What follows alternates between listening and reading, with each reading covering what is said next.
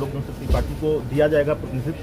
देखिए, मुख्यमंत्री जी को शोभा नहीं देता कि वो एक प्रतिनिधि मंडल जो एक विषय पर प्रधानमंत्री जी से मिलने जाता है, जातिगत जनगणना पर मिलने जाता है, और जितनी पार्टियां जो कि इस विचारधारा की हैं, जो इसका समर्थन करती हैं, वो प्रधानमंत्री जी से जाकर मिलती हैं। और लोक जनशक्ति पार्टी का भी स्टैंड इसको लेकर हमेशा से क्लियर रहा है कि हम लोग भी समर्थन करते हैं कि जातिगत जनगणना होनी चाहिए, क्योंकि कई ऐसी नीतियां हैं केंद्र सरकार की, राज्य सरकार की, जो जाति पर आधारित होकर बनाई जाती हैं। तो ज़रूरी है ऐसे में जानना कि किस जाति की क्या आबादी है, ताकि उसके अनुरूप राशि का सही आवंटन हो, जिसका लाभ इस वर्ग के लोगों को मिले। ऐसे में जो प्रतिनिधि मंडल जाता है उसमें सिर्फ लोक जनशक्ति पार्टी को अलग रखा जाता है, जबकि मैंने एक पत्र के माध्यम से मुख्यमंत्री नीतीश कुमार जी को पहले ही मैंने उनको अवगत कराया था कि ऐसे प्रतिनिधि मंडल में लोक जनशक्ति पार्टी को मान्यता प्राप्त पार्टी है, रिकॉग्नाइज पार्टी है। बिहार विधानसभा के चुनाव में 6% का मत जिस पार्टी को मिला हो, जिस पार्टी को 25 लाख लोगों ने अपना समर्थन, अपना विश्वास जताया हो, ऐसे में उस पार्टी को अलग रखना ये कहीं ना कहीं व्यक्तिगत द्वेष की भावना को दर्शाता है। चिराग पासवान से आपको ऐतराज़ हो सकता है, पर मेरी पार्टी के किसी सदस्य को आपको अपने साथ लेकर जाना ज़रूरी था। और मुख्यमंत्री अगर इस तरीके से व्यक्तिगत द्वेष की भावना से अगर कार्य करेंगे तो ये उनके पद को शोभा नहीं देता। प्रधानमंत्री नरेंद्र मोदी को पत्र लिखकर भी आपत्ति जताएंगे? नहीं, देखिए, इसमें आपत्ति जताने की कोई बात नहीं है। मुख्यमंत्री के नेतृत्व में जा रहा था, इसलिए उनकी जिम्मेदारी जरूर बनती थी। बट हाँ, प्रधानमंत्री जी से मैं इस विषय पर पार्टी की तरफ से अपनी भावनाओं को और पार्टी की राय को जरूर अवगत। चिराग जी, अब आप पर व्यक्तिगत हमले भी हो रहे हैं, बहुत निजी हमले भी हो रहे हैं।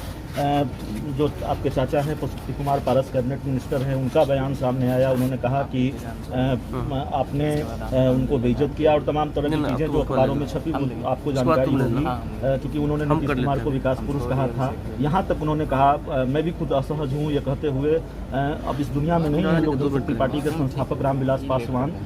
उनके बारे में उन्होंने कहा कि आपने अपने पिता रामविलास पासवान को जबरदस्ती राष्ट्रीय अध्यक्ष पद से हटाया था।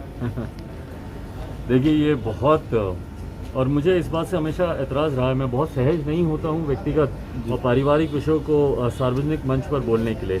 हकीकत क्या है, मेरे चाचा जी खुद अच्छी तरीके से जानते हैं।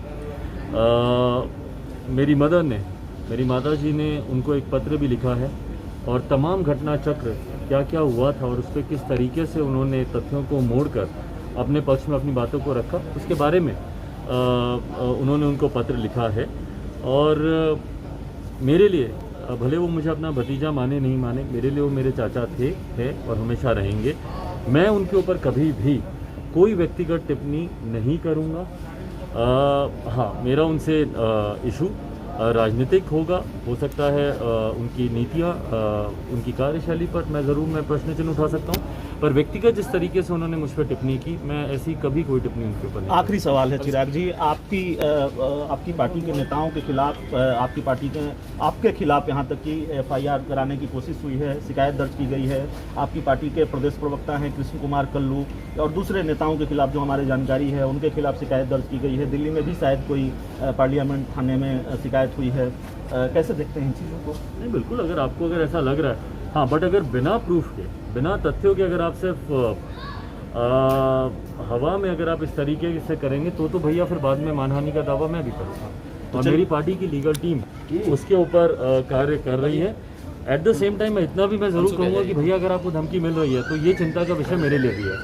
आप एक बिहारी हैं, आप मेरे प्रदेश के आप व्यक्ति हैं, ऐसे में आपकी सुरक्षा और मैं लड़ता ही हूँ इसी बात के लिए कि जिस तरीके से अपराध बढ़ रहा है बिहार में, और मैं मुख्यमंत्री से बार बार मैं आग्रह करता हूँ कि भैया अपराध पर नियंत्रण पाएँ। ऐसे में अगर किसी बिहारी को अगर धमकी मिल रही है तो ये चिंता का विषय होना चाहिए। मुख्यमंत्री जो हमारे प्रदेश के गृह मंत्री भी हैं, ज़रूर उनको इस बात को गंभीरता से लेना चाहिए। और अब तो डबल इंजन की सरकार है, जाँच करवाएं।